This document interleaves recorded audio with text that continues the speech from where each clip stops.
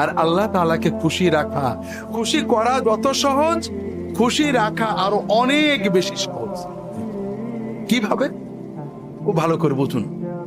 আপনার মাকে খুশি রেখেছেন, বসকে খুশি রেখেছেন, নেতাকে খুশি রেখেছেন, বউকে খুশি রেখেছেন, বান্ধবী বন্ধুকে খুশি রেখেছেন, একটু অন্যায় হলেই রেগে যায়, তাই না? আল্লাহ তাআলা কত ভালোবাসেন বান্দাকে। আল্লাহ তাআলা বলছেন, আল্লাহ রাসূল সাল্লাল্লাহু আলাইহি ওয়াসাল্লাম বলছেন, আল্লাহ তাআলা বান্দা যখন গুনাহ করে ফেরেশতাদের শিখিয়ে দেন, গুনাহটা সঙ্গে সঙ্গে লেখো না, গুনাহটা সঙ্গে সঙ্গে লেখো না, সারাদিন অপেক্ষা করো, দিনের ভিতরে যদি তওবা করে ওর নামে কোনো গুনাহই লিখো না। আল্লাহ তাআলা রাত্রি বেলায় হাত বাড়িয়ে দেন, বান্দাকে বলেন যে বান্দা দিনের বেলায় গুনাহ করেছো, এখন গভীর রাত, কাউকে লাগবে না, তুমি তওবা করো।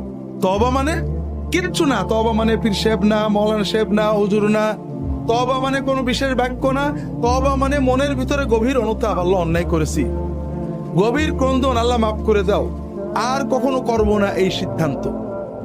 আল্লাহ বলেন বান্দা আমি এই হাতটা বাড়িয়ে রেখেছি, রাতের গভীরে একাকী, কেউ জানবে না, তুমি একটু মনের সিদ্ধান্ত নাও।